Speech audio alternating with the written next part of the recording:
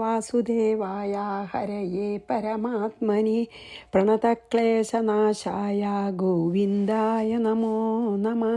രാമായ രാമഭദ്രായ രാമചന്ദ്രായ വേധസേ രഘുനാഥായ നാഥായ സീതായ പതയേ നമഃ. ശ്രീ സീതാലക്ഷ്മണ ഭരത ശത്രുഘ്ന ഹനുമൽ സമേത ശ്രീരാമചന്ദ്രസ്വാമിനേ നമഃ. യത്ര യത്ര രഘുനാഥകീർത്തനം തത്ര തത്ര കൃതമസ്തകാഞ്ജലിം ബാഷ്പവാരി പരിപൂർണലോചനം മാരുതിം നമത രാക്ഷസാന്തകം. നമ്മൾ അധ്യാത്മരാമായണം യുദ്ധകാന്ഡം 8-ാം സർഗത്തിൽ നമ്മൾ കുംഭകർണൻ്റെ കയ്യും കൈ രണ്ടും വെട്ടിയിട്ട് മാത്രമല്ല കാല് ലങ്കയുടെ ഗോപുരദ്വാരത്തിൽ ചെന്ന് വീണു അല്ലേ. അർദ്ധചന്ദ്രാകൃതിയിലുള്ളൊരു ആയുധം കൊണ്ട് മുറിച്ചിട്ട് അത് അകലെ പോയി വീണു അതാണ് നമ്മൾ പറഞ്ഞു നിർത്തിയത് കേട്ടോ. ഇനി 24. നികൃത്ത പാണിപാദോബി കുംഭകർണോ അതിഭീഷണ ബടവാമുഖവദ് വക്ത്രം വ്യാദായ രഘുനന്ദനം അഭിദുദ്രാവനിനദൻ രാഹുശ്ചന്ദ്രമസം യഥാ. നികൃത്തപാണി പാദ, അതായത് മുറിക്കപ്പെട്ട കൈകളോടും കാലുകളോടും കൂടിയ, അതാണ് നികൃത്ത പാണിയും പാദവും അഭി. അതിഭീഷണ കുംഭകർണ, അതിഭയങ്കരനായിട്ടുള്ള കുംഭകർണൻ. ബടവാമുഖവദ്, ബടവയുടെ മുഖമെന്ന പോലെ, വക്ത്രം വ്യാദായ വായ തുറന്നിട്ട്, നിനദൻ അലറുന്നവനായിട്ട്, രാഹു ചന്ദ്രമസം യഥ രാഹു ചന്ദ്രനെ എന്ന പോലെ, രാമനെ രഘുനന്ദനം രാമനെ അഭിദുദ്രാവ നേരിട്ട് വന്നു. അതായത് കയ്യും കാലും ഒക്കെ മുറിച്ചു വെച്ചാലും ഈ ഭയങ്കര സ്വരൂപം പൂണ്ട ഈ കുംഭകർണൻ ഒരു ബടവയെ പോലെ വായ തുറന്ന് അലറിക്കൊണ്ട് എങ്ങനെ രാഹു ചന്ദ്രൻ്റെ നേർക്ക് വരുന്ന പോലെ ശ്രീരാമൻ്റെ നേർക്ക് ഇഴഞ്ഞ് വന്നു. കയ്യും കാലും ഇല്ലല്ലോ, അപ്പോൾ വായ തുറന്നിട്ടേ ശ്രീരാമൻ്റെ നേർക്ക് എങ്ങനെയാണ് രാഹു ചന്ദ്രനെ വിഴുങ്ങാൻ ഇതുള്ള സമയത്തെ ചന്ദ്രഗ്രഹണമുള്ള സമയത്ത് എങ്ങനെയാണ് രാഹു ചന്ദ്രനെ വിഴുങ്ങാൻ വരണ, അതുപോലെ വായ തുറന്നു വന്നു. അതായത് ബടവ എന്ന് പറഞ്ഞാൽ സമുദ്രത്തിൽ ഉള്ള ഒരു ബടവാഗ്നി എന്ന് പറയും. അതായത് സമുദ്രത്തിൽ എത്രയോ 100 യോജനയൊറ്റ വിസ്താരത്തിൽ അഗ്നി ജ്വലിച്ചു കൊണ്ടിരിക്കുന്ന ഒരു സ്ഥലമാണത്രേ. അതെ, അന്നാണ് ബടവാഗ്നി എന്ന് പറഞ്ഞാൽ സമുദ്രത്തിലത്തെ അഗ്നിയാണ്, വലിയ വിസ്താരത്തിലുള്ള ഒരു അഗ്നി. ചിലർ പറയണ, അതായത് ഒരു ചില വ്യാഖ്യാനങ്ങളിലൊക്കെ പറയണത് അഗ്നിയോട് കൂടിയിട്ട് സമുദ്രത്തിൻ്റെ അടിയിലുള്ള അപൂർവ ആയിട്ടുള്ള ഒരു പെൺകുതിരയാണെന്ന് ചിലർ പറയത്രേ ബടവാഗ്നി. ബടവം എന്ന് പറഞ്ഞാൽ ശരിക്കും പറയാച്ചാൽ ഒരു വലിയ വിസ്താരത്തിലുള്ള അഗ്നി കത്തുന്ന സ്ഥലം സമുദ്രത്തിൻ്റെ ഉള്ളിൽ. അത് അത്ഭുതമല്ലേ, വെള്ളത്തിൻ്റെ ഉള്ളിൽ അഗ്നി ഭയങ്കരമായിട്ട് കത്തണ വിസ്താരമുള്ളൊരു സ്ഥലം എന്നാണ് ഒരു വ്യാഖ്യാനം. പിന്നൊരു വ്യാഖ്യാനം അപൂർവമായിട്ടുള്ള ആകൃതിയുള്ള ഒരു പെൺകുതിര സമുദ്രത്തിൻ്റെ ഉള്ളിൽ ഉള്ളതായിട്ടാണ് ചിലർ പറയുക. ഏതായാലും അതായത് ഇങ്ങനെ വായ മുഖത്ത് തീ കത്തുന്ന ഒരു പെൺകുതിരയാണെന്നും പറയുന്നു. എന്തായാലും ബടവാഗ്നി പോലെ എന്ന് പറഞ്ഞാൽ അപ്പോൾ ഇവിടെ അത്ര ഭീകരത ഉണ്ട്. വായയും തുറന്ന് രാഹു ചന്ദ്രനെ വിഴുങ്ങാൻ വരണ പോലെ ഭഗവാന്റെ നേർക്ക് വായും തുറിച്ച് ഇഴഞ്ഞു വന്നു. അപ്പം നടക്കാൻ വയ്യല്ലോ, കാലില്ലല്ലോ അല്ലേ. നികൃത്ത പാണിപാദോബി കുംഭകർണോതിഭീഷണ. 24. ബടവാമുഖവദ്വക്ത്രം വ്യാദായ രഘുനന്ദനം അഭിദുദ്രാവനിനദൻ രാഹുശ്ചന്ദ്രമസം യഥ. അങ്ങനെ വന്നു, രാഹുചന്ദ്രനെ വിഴുങ്ങാൻ വന്ന പോലെ. 25. അപൂരയശ്ചിതാഗ്രൈശ്ച സായകൈസ്തദ്രഘുത്തമഃ ശരപൂരിതവക്ത്രോസൗ ചുക്രോശാതിഭയങ്കര. രഘുത്തമ ശ്രീരാമൻ അതിനെ ശിതാഗ്രൈഹി സായകൈ, അതായത് മൂർച്ചയുള്ള വക്കുള്ള അമ്പുകൾ കൊണ്ട്, നല്ല മൂർച്ചയുള്ള അമ്പുകൾ കൊണ്ട് അപൂരയത് പൂരിച്ചു. ശരപൂരിത വക്ത്ര, അതുകൊണ്ട് പൂരിച്ചു നിറച്ചു എന്ന്. അതായത് മൂർച്ചയുള്ള ബാണങ്ങൾ കൊണ്ട് ശ്രീരാമൻ അതിനെ നിറച്ചു. ശരപൂരിത വക്ത്ര, ശരം കൊണ്ട് നിറയ്ക്കപ്പെട്ട മുഖത്തോടു കൂടിയ അതിഭയങ്കര ഹാസൗ, മഹാഭയങ്കരനായിട്ടുള്ള ഈ കുംഭകർണൻ ചുക്രോശ മീൻസ് അലറി വിളിച്ചു എന്ന്, ക്രോശിച്ചു. ചുക്രോശ ക്രോശിക്കാച്ച അലറി വിളിച്ചു എന്ന്. അതായത് ശ്രീരാമൻ കുംഭകർണൻ്റെ ആ വായം പൊളിച്ച് വരികയല്ലേ, കയ്യും കാലൊന്നും ഇല്ലല്ലോ, വായം പൊളിച്ച് വരുമ്പോൾ ശ്രീരാമൻ കുംഭകർണൻ്റെ ആ വായയിലേക്ക് മൂർച്ചുള്ള അനവധി ബാണങ്ങൾ അങ്ങോട്ട് അയച്ചിട്ട് വായ നിറച്ചു ബാണങ്ങളെ കൊണ്ട്. ബാണങ്ങൾ നിറഞ്ഞ മുഖത്തോടു കൂടിയിട്ടുള്ള ഭയങ്കര സ്വരൂപിയായിട്ടുള്ള കുംഭകർണൻ അത്യുച്ചത്തിൽ അലറി വിളിച്ചു എന്ന്. ചുക്രോശാംശ അതാണ്. അപൂരയച്ഛിതാഗ്രൈശ്ച സായകൈസ്തദ്രഘുത്തമഃ ശരപൂരിതവക്ത്രോസൗ ചുക്രോശാതിഭയങ്കര. 26.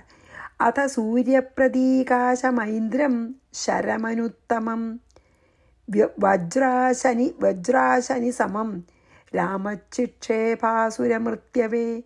അഥ രാമ, അതിനുശേഷം രാമൻ സൂര്യപ്രതീകാശം, സൂര്യനെ പോലെ പ്രകാശിക്കുന്നതും ഐന്ദ്രം, ഇന്ദ്രൻ്റെ വജ്രാശനി സമം, വജ്ര ആയുധത്തിന് തുല്യവും അനുത്തമം ശരം, അതായത് ഇതുപോലൊരു ശരം വേറെ ഇല്ല, അതിന് അത്ര ഉത്തമമായിട്ടുള്ള ശരത്തെ അസുരമൃത്യവേ, ആ രാക്ഷസൻ്റെ മരണത്തിനായിക്കൊണ്ട് ക്ഷേപിച്ചു, അയച്ചു. അതായത് അതിനുശേഷം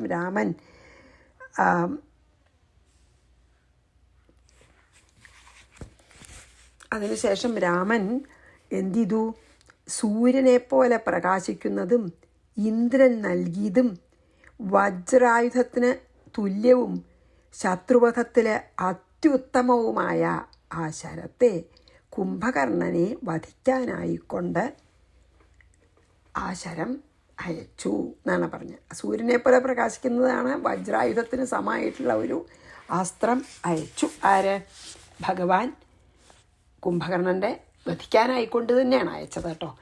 അഥ സൂര്യപ്രതീകാശമൈന്ദ്രം ശരമനുത്തമം വജ്രാശനി സമം രാമ ചിക്ഷേപാസുരമൃത്യവേ, ആസുരനെ കൊല്ലാനായിട്ട് ഇത് അയച്ചു. ഇനി 27. സതത് പർവ്വതസങ്കാശം സ്ഫുരത് കുണ്ടലദംഷ്ട്രകം ചകർത്തരക്ഷോധിപത ശിരോ വൃത്രമിവാശനി. സ ശര, ആ ശരം, പർവ്വതസങ്കാശം, പർവ്വതം പോലെ വലിയതും, സ്ഫുരൽ കുണ്ടല ദംഷ്ട്രക, മിന്നിത്തിളങ്ങുന്ന കുണ്ടലങ്ങളോടും വലിയ വലിയ ദംഷ്ട്രകളോടും കൂടിയിട്ടുള്ള രക്ഷോധിപതേ, ആ രാക്ഷസാധിപതിയുടെ ശിരസിനെ, തലയെ അശനി വൃത്രം ഇവ, വജ്രായുധം വൃത്താസുരനെ എന്ന പോലെ ചകർത്ത, മുറിച്ചു വീഴ്ത്തി എന്നാണ് പറയുന്നത്. എന്താ അറിയോ?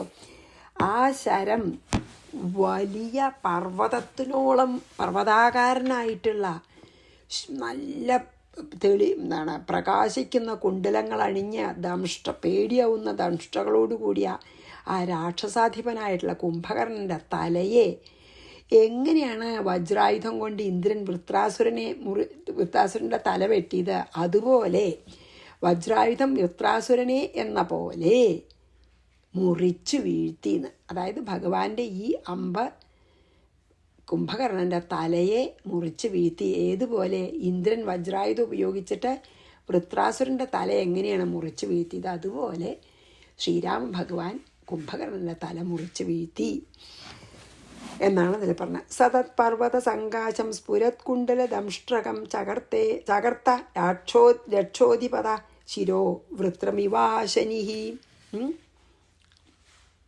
അശനിഹി വൃത്രം ഇവാന്ന്, വൃത്രനെ എന്ന പോലെ ചകർത്ത, മുറിച്ചു വീഴ്ത്തി.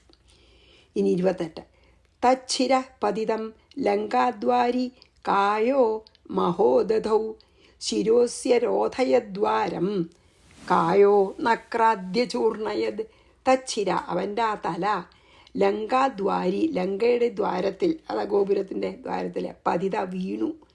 കായ, ദേഹം, ശരീരം തല മാത്രം ആ ഗോപുരദ്വാരത്തിൽ വീണു, മറ്റേ കയ്യും കാലും വീണ പോലെ. ശരീരം മഹദധവും മഹത്തായ ഈ സമുദ്രത്തിൽ പതിത വീണു. അസ്യ ശിര ഇവൻ്റെ ശിരസ് ദ്വാരം അരോധയത് ദ്വാരത്തെ അടച്ചു. അത്ര വലിയ തലയാണ്. ആ ദ്വാരം കംപ്ലീറ്റ്ലി ഇങ്ങോട്ട് അടച്ചു ഈ തല കൊണ്ട്. കായഹ ശരീരം ആ സമുദ്രത്തിൽ വീണ ശരീരോ നക്രാദി അചൂർണയത് മുതലായ ജീവികൾ പൊടിച്ച് തിന്നു, ഭസ്മാക്കി അല്ലെങ്കിൽ പൊടിയാക്കി. എന്താണെന്ന് വെച്ചാൽ ഇന്ദ്രാസ്ത്രം ഈ കുംഭകർണൻ്റെ ശിരസ് മുറിച്ച് ലങ്കാപട്ടണത്തിൻ്റെ ദ്വാരത്തിലും ഈ വലിയ ശരീരം സമുദ്രത്തിലും വീഴ്ത്തി. ശിരസ് ആ ലങ്കാദ്വാരത്തിൽ, ആ ശിരസ് ലങ്കയുടെ ഗോപുരദ്വാരം അടഞ്ഞു കിടക്കുകയാണ്. അതുകൊണ്ട് അപ്പുറത്തേക്ക് വീണില്ല. തല സമുദ്രത്തിലേക്കൊന്നും വീണില്ല. അല്ലെങ്കിൽ ഗോപുരദ്വാരമൊക്കെ എപ്പോഴും അടയ്ക്കുമല്ലോ, അടച്ചവിടെ കിടന്നു. അതായത് ശരിക്കൊരു വാതിലുണ്ടാകും, കൂടെ ഉള്ളിൽ പോകാൻ പറ്റില്ല. മാത്രമല്ല അത്ര വലിയ തലയായതുകൊണ്ട് ആ ഗോപുരദ്വാര അടച്ച വാതിലിമ്പിലും അങ്ങോട്ട് ചെന്ന് ഒരടപ്പും കൂടി ഉള്ള പോലെ ഇവിടെ കിടന്നു. എന്നിട്ടോ പിന്നെ മുമ്പിലേക്ക് പോകാൻ പറ്റിയില്ല, തലയ്ക്ക് വാതിലടച്ചോണ്ടേ. സമുദ്രത്തിൽ വീണ ശരീരം ആ ജലജന്തുക്കളൊക്കെ തിന്ന് പൊടിയാക്കി തിന്നു എന്നാണ്, അല്ലെങ്കിൽ കടിച്ചു തിന്നു എന്ന് എന്താ വെച്ചാൽ പറയാം. തച്ചിരപ്പതിതം ലങ്കാദ്വാരികായോ മഹോദധൗ ശിരോസ്യ രോധയദ്വാരം. അതായത് ശിരോസ്യ രോധയദ്വാരം വെച്ചാൽ ഈ എന്താണ് തലോണ്ട് വാതിലടച്ചു എന്നല്ല കേട്ടോ, വാതിലടഞ്ഞു കിടക്കണത് കൊണ്ട് അതവിടെ തടയപ്പെട്ടു. കായോ നക്രാദ്യചൂർണയത്, പിന്നെ ശരീരമാണെങ്കിൽ ജലജീവികളൊക്കെ തിന്നു. തതോ ദേവാഹ സഹൃഷയോ ഗന്ധർവാഹ പന്നഗാ ഖഗാ സിദ്ധായക്ഷ ഗുഹ്യകാശ്ച അപ്സരോഭിശ്ച രാഘവം ഈഡിരേ കുസുമാസാരൈർ വർഷന്തശ്ചാഭിനന്ദിതാഃ. തഥാ അതിനുശേഷം സഹൃഷയാ ദേവ ഋഷികളോടുകൂടിയ ദേവന്മാരും ഗന്ധർവന്മാരും പന്നഗ നാഗങ്ങളും ഖഗ പക്ഷികളും സിദ്ധന്മാരും യക്ഷന്മാരും ഗുഹ്യകന്മാരും അപ്സരസുകളോടുകൂടെ രാമനെ കുസുമാസാരി പുഷ്പവൃഷ്ടികൾ കൊണ്ട് വർഷിക്കുന്നവരും അഭിനന്ദിത വളരെ അഭിനന്ദിക്കുന്നവരുമായിട്ട് ഈഡിരെ സ്തുതിച്ചു. അതായത് കുംഭകർണൻ വലിയൊരു രാക്ഷസനല്ലേ, രാവണൻ്റെ ഒപ്പം ശക്തിയുള്ള ആളാണ്. അപ്പോൾ കുംഭകർണൻ വധിക്കപ്പെട്ടപ്പോൾ ദേവന്മാരും ഋഷികളും ഗന്ധർവന്മാരും നാഗങ്ങളും യക്ഷന്മാരും ഗുഹ്യകന്മാരും എല്ലാവരും അപ്സരസോളോട് കൂടി ചേർന്ന് ശ്രീരാമനെ പുഷ്പങ്ങൾ കൊണ്ട് വർഷിച്ച് അങ്ങേയറ്റം സന്തോഷിക്കുന്നവരായിട്ട് സ്തുതിച്ചു എന്നാണ്. അതായത് കുംഭകർണവധം കഴിഞ്ഞപ്പോൾ എല്ലാവർക്കും സന്തോഷമായി, ദേവന്മാർക്കും എല്ലാ ആകാശചാരികൾക്കൊക്കെ അവരൊക്കെ സ്തുതിച്ചു. അല്ലാതെ ഇത് എന്താ പറയുക, പുഷ്പവൃഷ്ടി ചെയ്തിട്ട് സ്തുതിച്ചു എന്ന്. തതോ ദേവാസഹൃഷയോ ഗന്ധർവാഹ പന്നഗ ഖഗ സിദ്ധായക്ഷ ഗുഹ്യകാശ്ച അപ്സരോഭിശ്ച രാഘവം ഈഡിരേ കുസുമാസാരേ വർഷന്തശ്ചാഭിനന്ദിതാഃ. ഇനി നമുക്ക് ആജഗാമ തദാ രാമം ദ്രഷ്ടും ദേവമുനീശ്വരഃ. 31. നാരദോ ഗഗനാത്തൂർണം സ്വഭാസാഭാസയൻ ദിശഃ രാമമിന്ദീവരശ്യാമമുദാരാംഗം ധനുർധരം ഈഷത്താമ്രവിശാലാക്ഷമൈന്ദ്രാസ്ത്രാഞ്ചിതബാഹുകം ദയാർദ്രദൃഷ്ട്യാ പശ്യന്തം വാനരൻ ശരപീഡിതൻ ദൃഷ്ട്വാ ഗദ്ഗദയാ വാചാ ഭക്ത്യാ സ്തോതും പ്രചക്രമേ. അപ്പോൾ 30ൻ്റെ പകുതി 33ൻ്റെ പകുതി ഇതിലുണ്ട് കേട്ടോ. ഇന്ദീവരശ്യാമം, അതായത് ഇന്ദീവരം പോലെയുള്ള ശ്യാമള നിറത്തോടു കൂടിയും ഉദാരാംഗം ഉദാരമായ ശരീരത്തോടു കൂടിയും ധനുർധരം ധനുസ്സിനെ ധരിച്ചവനും ഈഷ്താമ്ര വിശാലാക്ഷം, അതായത് കുറച്ച് ചുമപ്പ് കുറേശ്ശെ ചുമപ്പുള്ള കണ്ണാണ്, നല്ല വിശാലങ്ങളായിട്ടിരിക്കുന്ന കണ്ണുകളോടുകൂടിയും ഐന്ദ്രാസ്ത്രാഞ്ചിത ബാഹുകം, ഇന്ദ്രൻ്റെ അസ്ത്രം കൊണ്ട് മനോഹരമായ അസ്ത്രം പിടിച്ച മനോഹരമായിട്ടുള്ള കൈകളോടുകൂടിയും ശരപീഡിതാൻ വാനരാൻ, ശരങ്ങളേറ്റ് വളരെ ദുഃഖിക്കുന്ന വാനരന്മാരെ ദയാർദ്രദൃഷ്ട്യ പശ്യന്തം, ദയോടുകൂടി കണ്ടിട്ട്, അതായത് അവരെ കണ്ടപ്പോൾ ഭയങ്കരമായിട്ട് ദയ കൊണ്ട് മനസ്സലിഞ്ഞിട്ട് അവർ നോക്കിക്കൊണ്ട് രാമം ദ്രഷ്ടും, രാമനെ ദർശിപ്പാൻ സ്വഭാസാദിശ ഭാസയൻ, സ്വന്തം കാന്തിയാൽ ദിക്കുകളെ ശോഭിക്കുന്നവനായിട്ട് ദേവമുനീശ്വര നാരദ, ദേവമുനി ശ്രേഷ്ഠനായിട്ടുള്ള നാരദൻ ഗഗനാൽ ആകാശത്തിൽ നിന്ന് തൂർണം ചലോ വേഗം തഥാ ആജഗാമ അവിടെ വന്നു.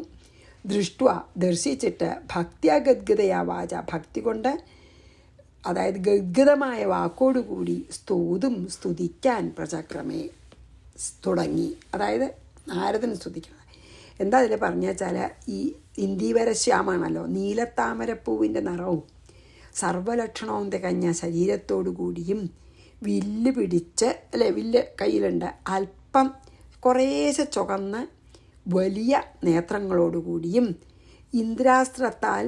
ഇന്ദ്രാസ്ത്രം പിടിച്ചിരിക്കുന്ന ബാഹുക്കളോടുകൂടിയും ബാണങ്ങളേറ്റ് മുറിപ്പെട്ടിരിക്കുന്ന വാനരന്മാരെ കാരുണ്യം വഴിഞ്ഞൊഴുകുന്ന ദൃഷ്ടികൾ കൊണ്ട് കടാക്ഷിച്ചുകൊണ്ടും ഇരിക്കുന്ന, അങ്ങനെ പറയാം. അതാണല്ലോ പറഞ്ഞ് ദയാർദ്രദൃഷ്ടിയ പശ്യന്തം, അതായത് കാരുണ്യം നിറഞ്ഞ് വഴിഞ്ഞൊഴുകുന്ന ദൃഷ്ടികൾ കൊണ്ട് ഈ വാനരന്മാരോടെ ദയ തോന്നിയിട്ട് കടാക്ഷിച്ചു കൊണ്ടിരിക്കുന്ന ശ്രീരാമനെ കാണാൻ. അതായത് ശ്രീരാമൻ്റെ വർണ്ണനാണ് ഇതുവരെ പറഞ്ഞത്. എങ്ങനെ? നീലത്താമരപ്പൂവിൻ്റെ നിറം, നല്ല ഭംഗിയുള്ള ശരീരം, വില്ല് കയ്യിൽ പിടിച്ചിരിക്കുന്നു, ചുമന്ന വലിയ കണ്ണുകൾ, പിന്നെ ഇന്ദ്രാസ്ത്രം പിടിച്ച ബാഹുക്കൾ, പിന്നെയോ വാനരന്മാരുടെ കാരുണ്യം നിറഞ്ഞ വാനരന്മാരോടുള്ള നോട്ടം, ഇങ്ങനെയൊക്കെ ഇരിക്കണം ശ്രീരാമനെ കാണാൻ. അപ്പോൾ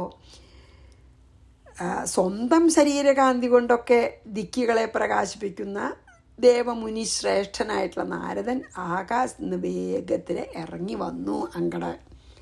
എന്നിട്ട് ഭഗവാനെ കണ്ടപ്പോൾ ഉണ്ടായുള്ള അത്യുത്കടമായ ഭക്തി കാരണം വാക്കുകൾ ഇടറിക്കൊണ്ട് നാരദൻ സ്തുതിക്കാൻ തുടങ്ങി ഭഗവാനെ എന്നാണ് അതിൽ പറഞ്ഞത് കേട്ടോ.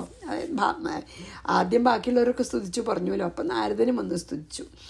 ആജഗാമ തഥാ രാമം ദ്രഷ്ടും ദേവമുനീശ്വര നാരദോ ഗഗനാത്തൂർണം സ്വഭാസാ ഭാസയൻ ദിശ രാമമിന്ദീവരശ്യാമമുദ്രാരാംഗം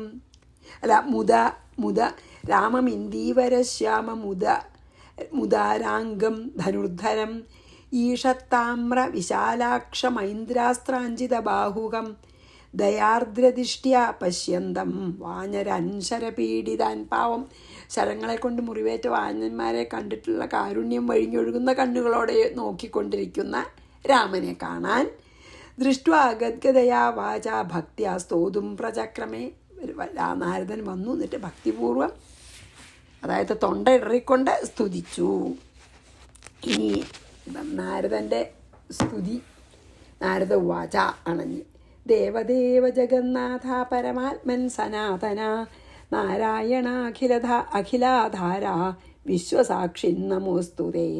ഹേ ദേവദേവ ജഗന്നാഥ പരമാത്മൻ സനാതന നാരായണ അഖിലാധാര വിശ്വസാക്ഷിൻ നിന്തിരുവടിക്കായിക്കൊണ്ട് നമസ്കാരം. മുഴുവൻ നമസ്കാര ശ്ലോകമാണ് 34 കേട്ടോ. 35 34 കൂടി വായിക്കാം. ദേവദേവ ജഗന്നാഥ പരമാത്മൻ സനാതന നാരായണാഖിലാധാര വിശ്വസാക്ഷി നമോസ്തുതേ. 35 വിശുദ്ധജ്ഞാനരൂപോപി ത്വം ലോകാൻ അതിവഞ്ചയൻ മായയാ മനുജാകാര സുഖദുഃഖാദിമാനിവ. വിശുദ്ധജ്ഞാനരൂപ അഭിത്വം, പരിശുദ്ധമായ ജ്ഞാനമാകുന്ന രൂപത്തോടു കൂടിയവനാകുന്നുവെങ്കിലും, അഭി എന്ന് പറഞ്ഞല്ലോ, വിശുദ്ധജ്ഞാനരൂപനാണെങ്കിലും നിന്തിരുവടി മായയാ, അങ്ങ് മായ കൊണ്ട് മനുജാകാര മനുഷ്യാകൃതി പൂണ്ട് സുഖദുഃഖാദിമാൻ ഇവ, സുഖദുഃഖങ്ങളെ മനുഷ്യന്മാരെ അനുഭവിക്കുന്ന പോലെ അനുഭവിക്കുകയാണെന്ന് നടിച്ച് ലോകാൻ അതിവഞ്ചയൻ സ്ഥിത, ലോകങ്ങളെ അത്യന്തം വഞ്ചിക്കുന്നവനായിട്ട് സ്ഥിതി ചെയ്യുന്നു.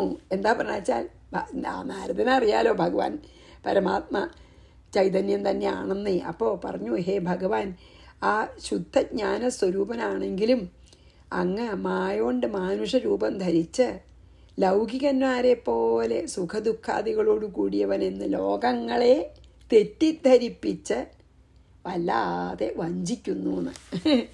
ശരിക്കും അങ്ങ് ശുദ്ധസ്വരൂപനാണെങ്കിലും മാനുഷാകാരം ധരിച്ച മായോണ്ടേ സാധാരണ പ്രാകൃതരായിട്ടുള്ള ലൗകികന്മാരെ പോലെ സുഖദുഃഖാദികളൊക്കെ ഉള്ള ആളാണെന്ന് ലോകത്തെ തെറ്റിദ്ധരിപ്പിച്ച് വഞ്ചിക്കുന്നു അങ്ങാന്ന്.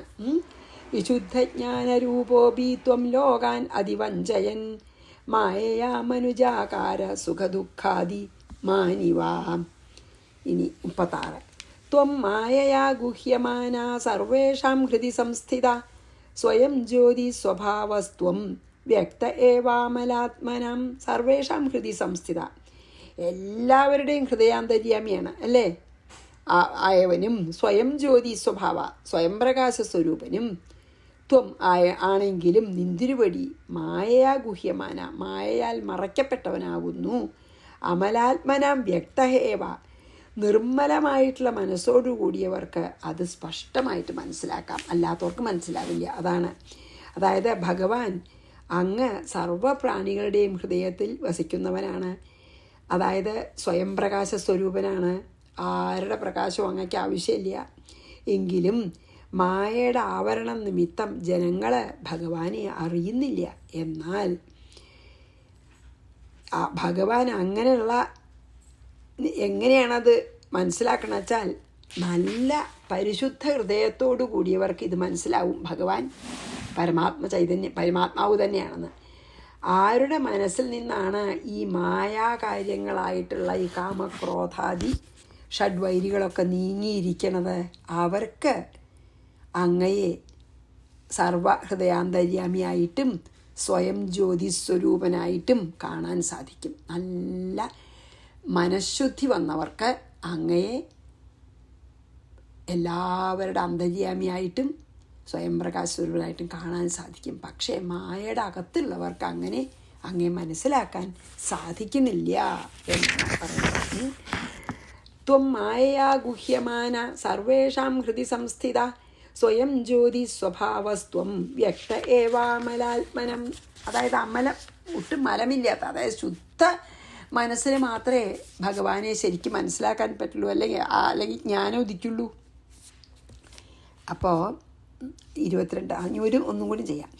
ഉന്മീലയൻ സൃജസ്യേതന്നേത്രേ രാമജഗത്രയം ഉപസംഹ്രിയതേ സർവം ത്വയാ ചക്ഷുർ നിമീലനാത്. രാമ, ഹേ രാമ, ഏതജ്ജഗത്രയം, ഈ ത്രിലോകം മുഴുവൻ നേത്രേ ഉന്മീലയൻ സൃജസി, നേത്രങ്ങളെ തുറക്കുന്നവനായിട്ട് നിന്തിരുപടി സൃഷ്ടിക്കുന്നു. അതായത് അങ്ങ് നേത്രം തുറക്കുമ്പോൾ, അങ്ങയുടെ കണ്ണുകൾ തുറക്കുമ്പോൾ ഈ 3 ലോകം സൃഷ്ടിക്കപ്പെടുന്നു. ചക്ഷുർ നിമീലനാത്, ചക്ഷുസുകളുടെ നിമീലനം ഹേതുവായിട്ട്. ഉന്മീലനം വെച്ചാൽ തുറക്കുക, നിമീലനം വെച്ചാൽ അടയ്ക്കുക. ത്വയ, അങ്ങയാൽ സർവം ഉപസംഹ്രിയത, എല്ലാം ഉപസംഹരിക്കപ്പെടുന്നു. എന്താ പറയണ വെച്ചാൽ, ഹേ രാമ, നിന്തിരുവടിയുടെ നേത്രങ്ങളെ തുറക്കുമ്പോൾ ഈ 3 ലോകങ്ങളും സൃഷ്ടിക്കപ്പെടുന്നു. അങ്ങയുടെ ഈ ലോചനങ്ങളെ മിഴി അടയ്ക്കുമ്പോൾ, അങ്ങയുടെ നേത്രങ്ങളെ തുറക്കുമ്പോൾ ലോകം സൃഷ്ടിക്കപ്പെടുന്നു. അങ്ങയുടെ നേത്രങ്ങളെ അടയ്ക്കുമ്പോൾ ഈ ലോകം സംഹരിക്കപ്പെടുകയും ചെയ്യുന്നു. ഭഗവാന്റെ കണ്ണ് തുറന്നടയ്ക്കൽ, ഒരു പ്രാവശ്യം കണ്ണ് തുറക്കുമ്പോൾ ലോകം മുഴുവൻ സൃഷ്ടിക്കപ്പെടുന്നു. എന്നിട്ട് അനിമിഷനായിട്ട് നിൽക്കണു. എപ്പോഴാണ് ആ കണ്ണടയണ, അപ്പോൾ ഈ ലോകം മുഴുവൻ സംഹരിക്കപ്പെടുന്നു എന്നാണ് ഇതിൽ പറഞ്ഞത്. അപ്പോൾ നമുക്ക് അവിടെ, അതായത് നാരദൻ്റെ സ്തുതിയാണ്, നമുക്ക് നാളെ കണ്ടിന്യൂ ചെയ്യാം. ഉന്മീലയൻ സൃജസ്യേതന്നേത്രേ രാമജഗത്രയം, ജഗത്രയം മുഴുവൻ സൃഷ്ടിക്കപ്പെടുന്നു തുറക്കുമ്പോൾ. ഉപസംഹ്രിയതേ, ഉപസംഹരിക്കപ്പെടുന്നു എപ്പോൾ? സർവം, എല്ലാം ഉപസംഹരിക്കപ്പെടുന്നു, നശിക്കണു എപ്പോൾ? തയാ ചക്ഷുർനിമീലനാത്, അങ്ങ് ചക്ഷു നിമീലനം ചെയ്യുമ്പോൾ. ഉന്മീലനം ചെയ്യാച്ച തുറക്കുക, നിമീലനം ചെയ്യാച്ച അടയ്ക്കുക. ഉന്മീലനം ചെയ്യുമ്പോൾ ജഗത്ത് സൃഷ്ടിക്കപ്പെടുന്നു, നിമീലനം ചെയ്യുമ്പോൾ ഈ ജഗത്ത് സംഹരിക്കപ്പെടുന്നു എന്ന് പറഞ്ഞ് നമുക്കിവിടെ നിർത്താം. ശ്രീകൃഷ്ണാർപ്പണമസ്തു. സർവത്ര ഗോവിന്ദ നാമ സങ്കീർത്തനം. ഗോവിന്ദ ഗോവിന്ദ. ശ്രീ സീതാലക്ഷ്മണ ഭരത ശത്രുഘ്ന ഹനുമൽ സമേത ശ്രീരാമചന്ദ്രസ്വാമിനേ നമ. നാളെ നമുക്ക് എന്താണ് നാരദൻ്റെ സ്തുതി തുടരാം. നാളെ ശ്രീകൃഷ്ണാർപ്പണമസ്തു. ഗുരുവായൂരപ്പാ ശരണം.